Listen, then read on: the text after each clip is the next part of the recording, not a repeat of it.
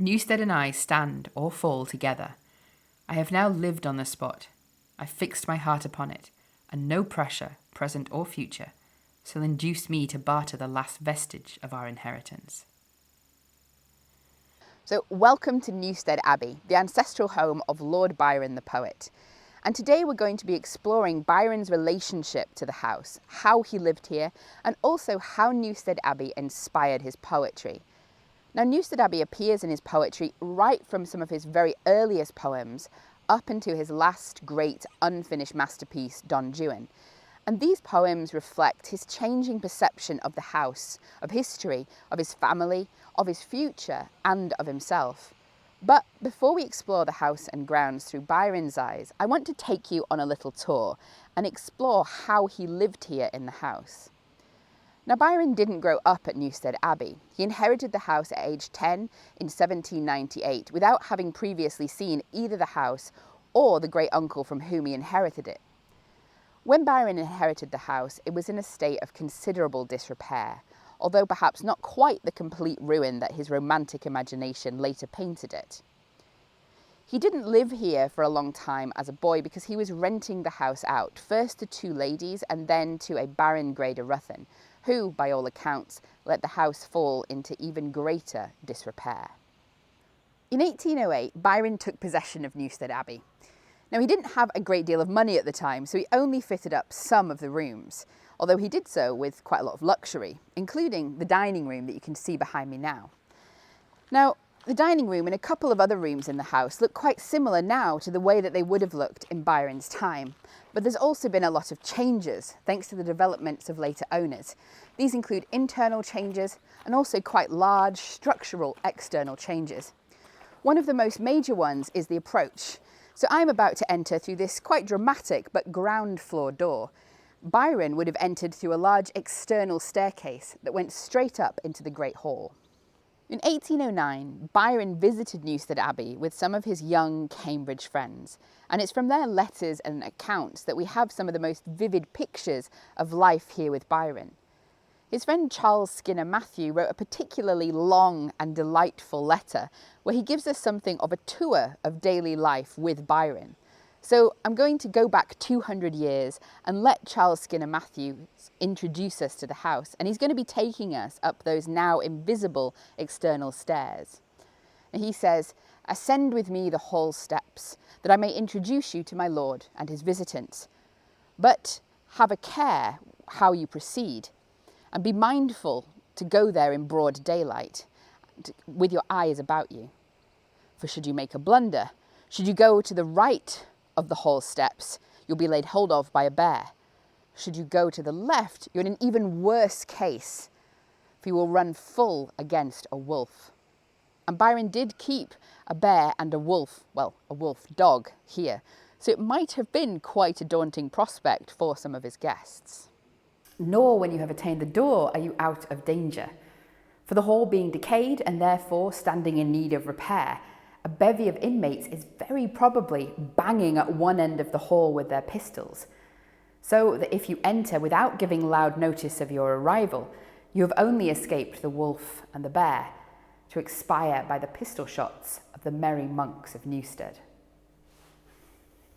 So you might be wondering why Charles Skinner Matthews refers to the merry monks of Newstead. Well, apart from the ecclesiastical history of the building, when they visited in 1809, Byron tells us, they got monks' dresses from a masquerade warehouse, and they would sit late into the night drinking Burgundy, claret, champagne and whatnot out of the skull cup, and then they would go buffooning all around the building in their conventual garments. Now, much of that buffooning would have taken place in the medieval rooms on the lower floors, but they may have spent some time in here or even started their evening in here. This was one of the smaller rooms that Byron had fitted up when he moved in, and this was a dining room designed for him to eat alone or with a small group of convivial companions.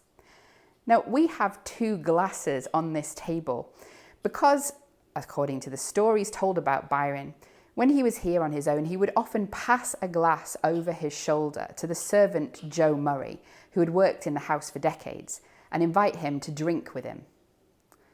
Now, Byron's skull cup, was very real, but ours is just a replica, don't worry, although it is based on Byron's own design.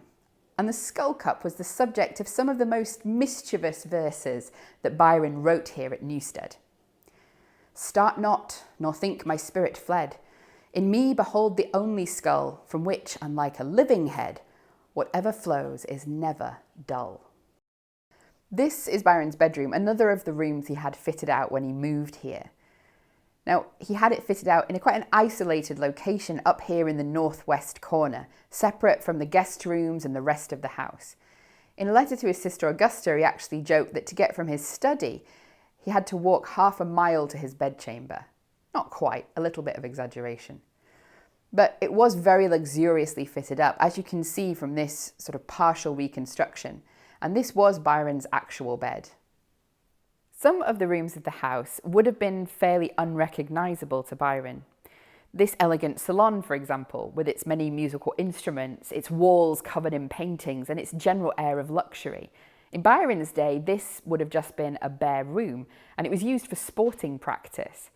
His friend Charles Matthew Skinner gives us a depiction of an average day in the house with Byron and his friends, and he also gives us an idea of how this room was used.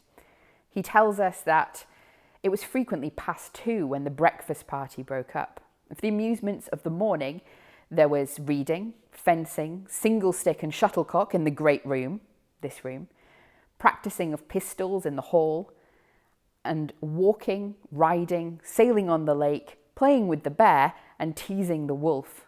Those last few activities, of course, would mostly have taken place outside. So the cloisters as they exist today would have been quite recognisable to Byron, and even to the priors who lived here centuries ago. Some things have changed, but the basic structure has remained the same. Byron describes it for us in Don Juan, and it's still quite recognisable. The mansion's self was vast and venerable, with more of the monastic than has been elsewhere preserved. The cloisters still were stable, the cells too, and reformatory, I ween. A small, exquisite chapel had been able, still unimpaired, to decorate the scene. The chapel, though, wouldn't have looked like this in Byron's day. It certainly wasn't quite unimpaired. If the stories are true as well, this is where he kept some of his animals. The next room along as well, he converted into a plunge pool. Byron kept a number of animals here at Newstead, including animals that he brought back from his travels, like his Athenian tortoises, smaller animals like his hedgehogs, and also, of course, his bear Bruin. He also had a number of dogs, the most beloved of which was his Newfoundland Bosun. But unfortunately, Bosun died in 1808, having been bitten by a rabid dog. And a distraught Byron had this monument constructed, which is visible from the windows of his study. Now, in 1811, in Byron's will, he stipulates that he should be buried without any ceremony or burial service whatever in this tomb with Bosun. And he even threatened to disinherit his heir if he didn't comply with his wishes. Of course, by the time Byron died, he'd already sold Newstead, and so he's not actually buried here, so don't come looking. Throughout his life, it often seemed that Byron preferred animals to human beings, and that's certainly the case in the poem that we can see here on the tomb, which starts, "When some proud son of man returns to earth, unknown to glory, but upheld by birth, the sculptor's art exhausts the pomp of woe, and storied urns record who rests below. When all is done, upon the tomb is seen not what he was, but what he should have been. But the poor dog, in life the firmest friend, the first to welcome, foremost to defend, whose honest heart is still his master's own, who labours, fights, lives, breathes for him alone, unhonoured falls, unnoticed all his worth, denied in heaven the soul he held on earth." We're going to finish the tour of Byron's life in the house here in Byron's study, sat behind Byron's table. Byron himself would have sat here surrounded by 4 skulls, a suitably dramatic setting for one of our most dramatic poets. He would have written his correspondence here, read, and even written some of the poetry that we still read today. Byron was never in the house for particularly long periods. He came here for short periods, sometimes with friends, engaging in somewhat raucous behaviour and parties, but he also lived a more solitary life here at times, indulging his longing for solitude, or perhaps the misanthropy of which he was often accused. In a letter to his sister in 1808, he says, "I live here much in my own manner, that is, alone. I cannot bear the company of even my best friend above a month. As I am independent, I'm happy, as far as anyone can be said to be so." From 1809 to 1811, Byron was travelling abroad through Spain, Portugal, Greece, Albania and Turkey. He was pursued by debt, but he made grand claims that he would never sell Newstead to pay them off. "Newstead and I stand or fall together," he wrote in a letter to his mother, and he repeated the sentiment in letters to friends, family, and also to his man of business, John Hanson, saying, "It's in the power of God, the devil, and man to make me poor and miserable, but neither the second nor the third shall make me sell Newstead, and with the aid of the first I shall persevere in my resolution."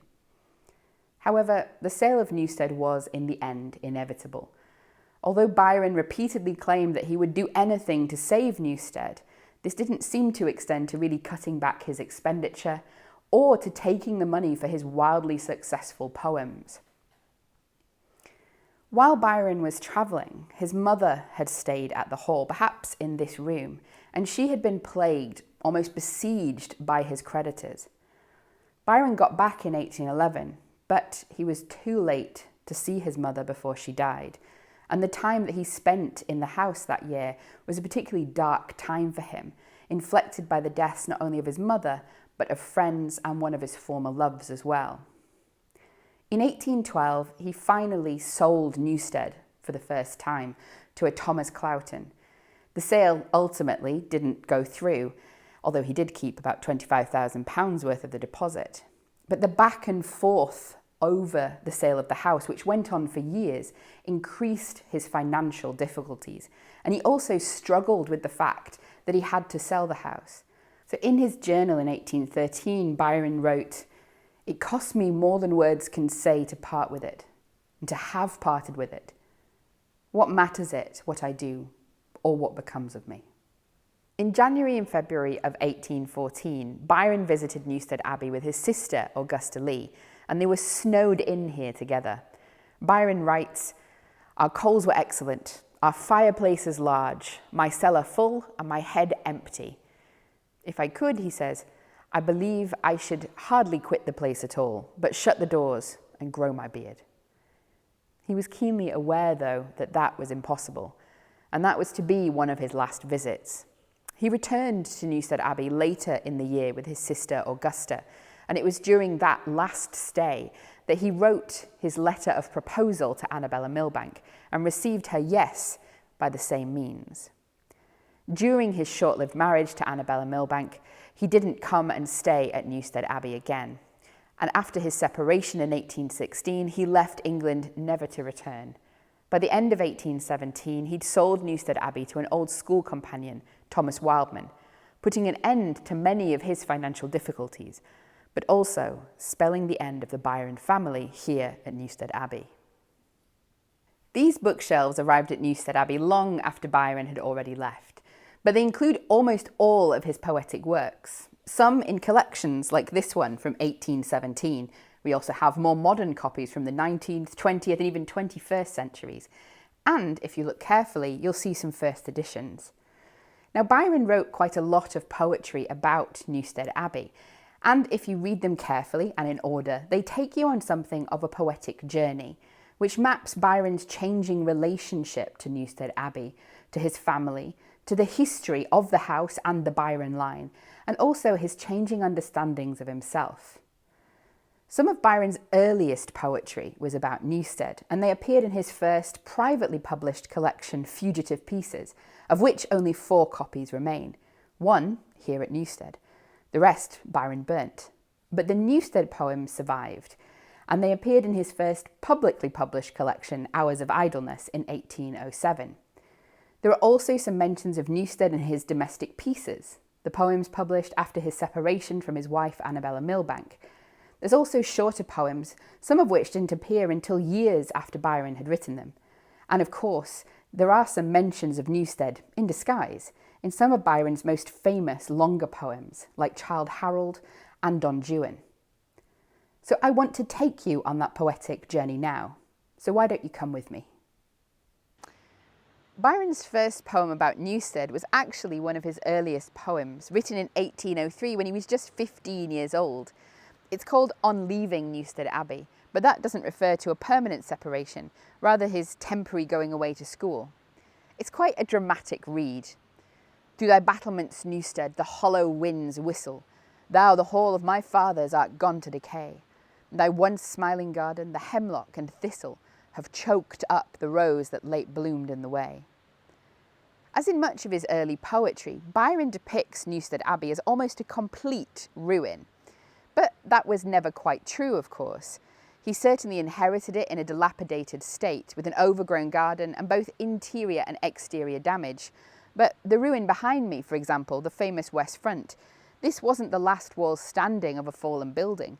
It was the carefully preserved reminder of a previous church. So as with much of Byron's later poetry, there are elements of self-creation here, the romanticisation of Newstead Abbey, and a dramatic version of the story of both house and line. The house becomes a symbol of a noble family whose lineage Byron is wishing to live up to. He praises his family in the poem, saying, "My fathers, the tears of your country redress ye. How you fought, how you died, still her annals can tell." Although it's a noble family, he also depicts it, like the hall, as being in ruin. And he sees himself not only as its latest representative, but also as the hope of the house. Shades of heroes, farewell. Thy descendant departing from the hall of his ancestors bids you adieu. Abroad or at home, thy remembrance imparting new courage, he'll think upon glory and you. In On Leaving Newstead Abbey, Byron writes about the history of the family and of the house in quite general terms, often confusing the two. Newstead Abbey didn't actually come into the hands of the Byron family until 1540 at the dissolution of the monasteries. But in his earliest poem, Byron writes about the medieval history of the family as though it's synonymous with the history of the house. By 1807, when he's 19 and writing Elegy on Newstead Abbey, he gives us a more detailed and somewhat more accurate history. The house is still a symbol of his family, of which he is mostly very proud, but he also delves deeper into the history of the abbey itself, or, as it actually was, the priory. Newstead, fast-falling, once resplendent dome, religion's shrine, repentant Henry's pride, of warriors, monks, and dames, the cloistered tomb, whose pensive shades around thy ruins glide. Hail to thy pile, more honoured in thy fall than modern mansions in their pillared state. Proudly majestic frowns thy vaulted hall, scowling defiance on the blasts of fate. Now, in these verses, Byron mixes together history, a sense of loss for what the hall has been, but also a little bit of myth. Repentant Henry's pride refers to Henry II and the idea that Newstead Abbey was built as penance for the death of Thomas Becket. However, unfortunately for lovers of a good tale, probably those dates don't quite match up. In the poem, Byron is careful to differentiate between the history of the family and the history of the house when they differ. Not from thee, dark pile, departs the chief. His feudal realms in other regions lay. In thee, the wounded conscience courts relief, retiring from the garish blaze of day. In this section, Byron depicts the house with a little bit more accuracy. But is it his love of accuracy that's leading to these extra details? Well, partly, but not entirely. Byron's also writing himself into his depiction of the house here. Not just himself, but his position, his emotions. He depicts Newstead Abbey in this section as a place of retreat and of solitude, and he did spend quite a lot of time here on his own. He also often viewed it as a refuge from his somewhat chaotic life, particularly the busy life of the metropolis and his fraught relationship with his mother. Now, the solitude and quiet of the monks, of course, ended in the dissolution of the monasteries, which Byron goes on to depict in the poem. Vain was each threat and supplicating prayer. He drives them, exiles from their blessed abode, to roam a dreary world in deep despair. No friend, no home, no refuge but their God. Byron seems quite sympathetic to the monks or priors here. He tells us a tale of exile, isolation, and homelessness, reflecting some of those themes of the alienated outcast that become so central to his later poetry. But also, I think, echoing back that young boy, or young man as he was at this point, who may have inherited Newstead Abbey years ago, but who still couldn't really claim it as his home, as he was still renting it out and mostly living elsewhere. The poem goes on to explore the changing fortunes of the Byron family and Newstead Abbey, including the misfortunes of the Civil War, a period of prosperity, and the current ruinous state of the Abbey, due in large part to the actions and the neglect of Byron's predecessor, the Fifth Lord, or the Wicked Lord, so named because he'd killed his neighbour in a duel. This is actually his room. Now, the poem bemoans the current state of Newstead, but it also retains some optimism. The poem ends with Byron saying, "Haply thy sun emerging yet may shine, thee to irradiate with meridian ray. Hours as splendid as the past may still be thine, to bless thy future as thy former day." Here he seems to see himself as the hope of the house and of the family. In 1807, he also wrote the poem The Adieu, which he tells us was written under the impression that the author would soon die. In it, he explores his memories of some of his favourite places, including Newstead Abbey, and he gives us an idea of the role that he saw for himself in the future of the house. "Hall of my sires, a long farewell. Yet why to thee adieu? Thy vault shall echo back my knell, thy towers my tomb shall view. The faltering tongue which sung thy fall and former glories of thy hall forgets its wonted simple note, and yet the lyre retains its strings, and sometimes on aeolian wings in dying strains will float."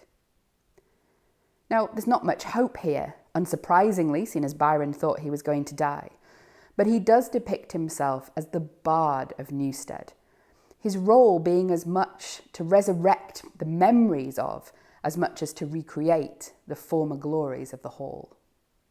In 1807, the same year that Byron wrote the poetry we've just discussed, he also wrote To an Oak at Newstead.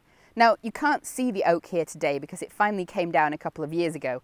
That's not it, but I am in the area where it was. And that oak tree was really important to Byron. He planted it here as a young boy when he first came. But when he was away and renting the house out to Lord Grey de Ruthen during his minority, the gardens and the tree itself fell into neglect. Byron, in this poem, expresses his feelings about that neglect and also the fact that he wasn't the one in charge of the house at this time. "Young oak, when I planted thee deep in the ground, I hoped that thy days would be longer than mine, that thy dark waving branches would flourish around, and ivy thy trunk with its mantle entwine. Such were my hopes when in infancy's years on the lands of my fathers I reared thee with pride. That is past. Now I water thy stem with my tears. Thy decay not the weeds that surround thee can hide. I left thee, my oak, and since that fatal hour a stranger has dwelt in the hall of my sires. Till manhood shall crown me, not mine is the power, but his, whose neglect may have bade thee expire." So in the poem, Byron expresses his feelings not only about the tree, but it comes to symbolise the house, his family, and also himself. And he expresses his fears and his worries, but also his hopes. "For centuries still may thy boughs lightly wave, or the corse of thy Lord in thy canopy laid. While thy branches thus gratefully shelter his grave, the chief who remains may recline in thy shade." Now, the boughs did wave gently for another couple of centuries, but not over Byron's descendants, because, of course, Byron was the last of his family to own Newstead Abbey. By 1811, when Byron wrote Newstead Abbey, or In the Dome of My Sires, he was having to face the prospect of selling Newstead Abbey. Any optimism that had appeared in his earlier poetry is gone. Now the ruin is haunted, and its destruction inevitable. And the ruin of the house is the ruin of the family, the wreck of the line that have held it in sway. "In the dome of my sires, where the clear moonbeam falls through silence and shade o'er its desolate walls, It shines from afar, like the glories of old. It gilds, but it warms not. 'Tis dazzling, but cold. Let the sunbeam be bright for the younger of days. 'Tis the light that should shine on a race that decays, when the stars are on high and the dew's on the ground, and the long shadow lingers the ruin around. And the step that o'er-echoes the grey floor of stone falls sullenly now, for 'tis only my own. And sunk are the voices that sounded in mirth, and empty the goblet, dreary the hearth. And vain was each effort to raise and recall the brightness of old to illumine our hall. And vain was the hope to avert our decline, and the fate of my fathers had faded to mine. And theirs was the wealth and the fullness of fame, and mine to inherit too haughty a name. And theirs with the times and the triumphs of yore, and mine to regret, but renew them no more. And ruin is fixed on my tower, on my wall, too hoary to fade, and too massy to fall. It tells not of the time nor of tempest decay, but the wreck of the line that have held it in sway. How vain was each effort to raise and recall, suggests that Byron attempted to save the abbey and to retain it in the family, but there's actually little evidence that he made any serious attempt to do so. Although he represents the ruin as inevitable and unavoidable, there is also, I think, a sense of guilt. The fate of my fathers had faded to mine. And this sense of guilt and of loss haunts the rest of his Newstead poetry until the end of his life. That sense of guilt about the fate of Newstead is reflected in one of Byron's most famous poems, Childe Harold, the first two cantos of which were published in 1812. Now, it's a semi-autobiographical poem, and Harold's pilgrimage are his travels, which map onto Byron's own. The poem starts with a description of the child's life of luxury and debauchery, which he is increasingly coming to see as empty. And he decides to travel, and he leaves his ancestral home, which is mirrored on Newstead Abbey. The child departed from his father's halls. It was a vast and venerable pile, so old it seemed only not to fall, yet strength was pillared in each massy aisle. Monastic dome, condemned to uses vile, where superstition once had made her den, now Paphian girls were known to sing and smile, and monks might think their time will come again, if ancient tales say true, nor wrong these holy men. Now, this poem is a lot more antagonistic to the monks than some of the other work that we've seen, whereas before the monks here at Newstead were a representation for Byron of his own sense of alienation, isolation, and even homelessness.